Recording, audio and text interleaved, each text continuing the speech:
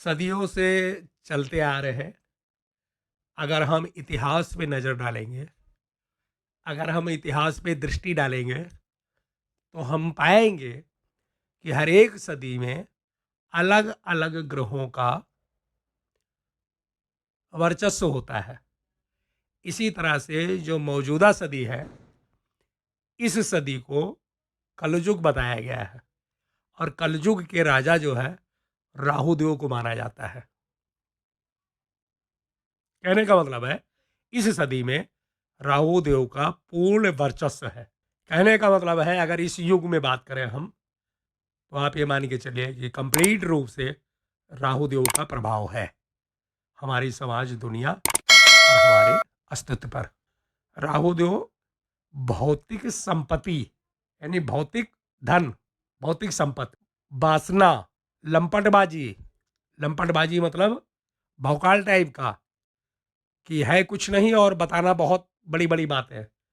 यानी आप इसको ऐसे समझिए कि कुछ ना होते हुए भी बहुत बड़ी बड़ी बातें करना, झूठ, चोरी, थॉट में गंदगी, यानी जो कुछ भी आप सोच रहे हैं गंदे तरीके से, सोच में, थॉट में गंदगी, छल कपट, विश्वासघात, धोखा, रेप, षड्यंत्र, दो नंबर का धन, यानी अनैतिक, अनलीगल तरह से कमाया हुआ पैसा, या फिर जातीय समस्या कि तुम नीच जात के हो, तुम उच्च जात के हो, ये भी राहु देव से ही देखा जाएगा।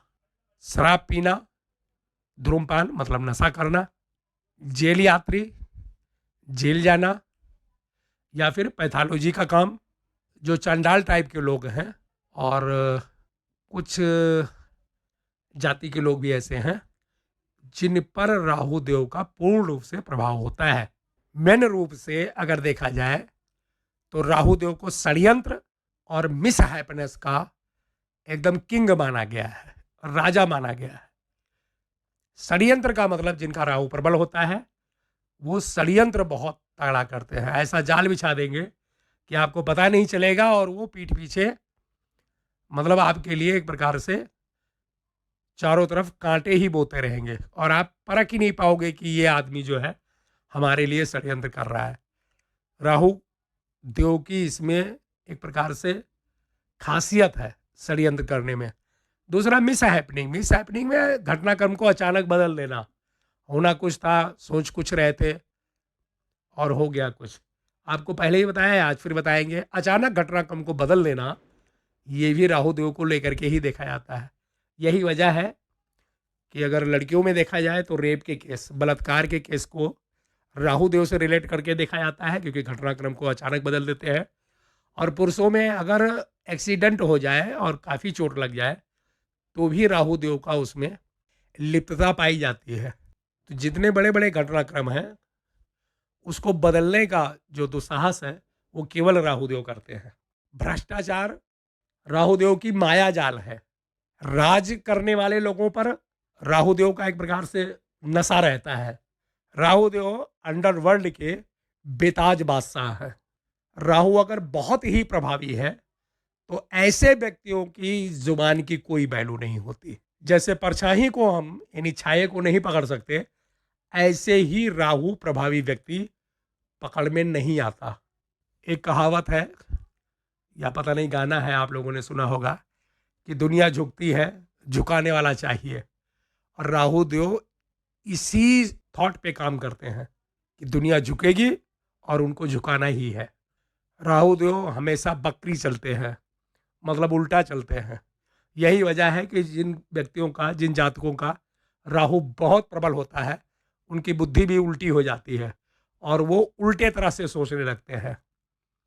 और किसी जातक का, किसी व्यक्ति का उल्टा सोचना सामाजिक परिस्थिति में जो लोग उनके रिलेटिव हैं, उनके लिए बड़ा घातक सिद्ध होता है, क्योंकि वो सीधे तरीके से सोचते ही नहीं हैं। और जब उल्टा सोचेंगे तो फिर सभी के लिए एक प्रकार से वो नुकसानदायक साबित होता है। राहु देव का गोचर बहुत ही मायने रखता है। हालांकि 18 महीने के पीरियड में होता है, 1.5 साल के लगभग एक राशि में रहते हैं, लेकिन इनका जो गोचर होता है, ट्रांजिट होता है, वो जातकों के जीवन पे बहुत महत्वपूर्ण प्रभाव डालता है। आदमी का जो व्यक्तित्व है, पर्सनालिटी है, उसको चेंज करने का कारक एक प्रकार से राहुदेव को माना गया है। आप देखोगे, कई बार आपके देखने में आएगा, जब आप थोड़ा-सा बारीकी से देखो, तो पता चलेगा कि आदमी का जो है करैक्टर, जो उसका नेचर है, वो चेंज हो गया है आपके प्रति। पहले आपका बहुत अच्छा दोस्त था, ये था, वो था, और अभी एकदम बदलाव हो गया है। अक्सर आपने मुहावरा सुना होगा कि 2 दोस्त थे और वो एक दूसरे के मतलब बहुत ही तगड़े दुश्मन बन गए। आप ये मानिए कि उनमें भी राहु देव ही प्रभावी है, क्योंकि राहु देव घटनाक्रम को एकदम बदल देते हैं। जिससे आप मोहब्बत करोगे, उसी से दुश्मनी कराने का जो कार्य है, वो राहु देव करते हैं।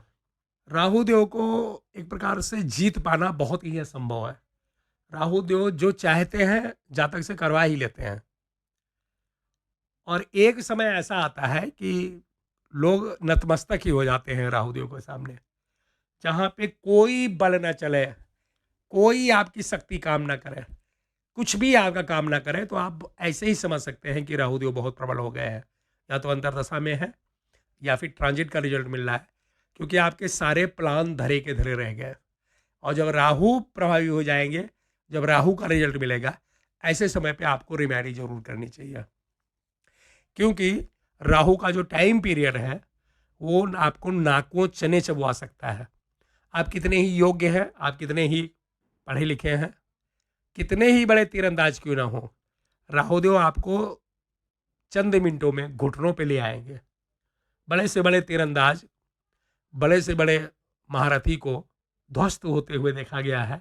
और ये देखा गया है कि जब राहुदेव की अंतरदशा, महादशा या फिर ट्रांजिट में, कई बार ट्रांजिट में आकर के ये जातक को धराशायी कर देते हैं। अगर दशा किसी और प्लेनेट की चल रही है, भले ही दशा गुरु की चल रही हो, भले ही दशा शुक्र की चल रही हो, अगर राहु देव का ट्रांजिट सेंट्रल में हो गया या फिर त्रिकोण भाव में हो गया, और राहु देव को जरा सा भी सपोर्ट मिल गई किसी और प्लेनेट की, तो आपका जो एक प्रकार से अस्तर है, जो आपका जीवन अस्तर है, उसको ये ताश के पत्तों की तरह एकदम बिल्कुल ढेर कर देते हैं। आपके हाथ में रेत जैसे फिसलती है, वैसे आपका सारी व्यवस्था जो आपकी है, वो फिसल जाती है और आपको कानों कान खबर नहीं रखती। जब तक आप अलर्ट होते हैं, कुछ करने की कोशिश करते हैं, तब तक पता चलता है कि राहुदेव गर्त में लेके चले गए। अगर राहुदेव का ट्रांजिट आपके सेंट्रल भाव या त्रिकोण भाव में है और दशा का रिजल्ट कम मिल रहा है, तो आपको ट्रांजिट के लिए अलर्ट हो जाना चाहिए। मैं हालांकि ट्रांजिट को बहुत ज़्यादा रेफरेंस नहीं देता, लेकिन 15-20% रिजल्ट जो है वो ट्रांजिट का मिलता है। तो अगर आपको महादशा का या अंतरदशा का रिजल्ट ही 25% मिल रहा है, तो फिर उसमें राहुदेव हावी हो जाएंगे। अच्छा होगा और कुछ लोगों के लिए बड़ा घातक होगा। तो अच्छा है कि आप अपने अगल बगल, वैसे तो आजकल ऑनलाइन लोग पता नहीं कहाँ से कहाँ तक कंसल्टेशन लेते हैं, फिर भी अगर आपका कोई समस्या है, आप नहीं करना चाहते, तो अगल बगल में जो भी विद्वान एस्ट्रोलॉजर है, उनको आप एक बार कुंडली जरूर दिखाइए। अगर आपने रिमेडी की तो आपको अच्छा रिजल्ट मिलेगा।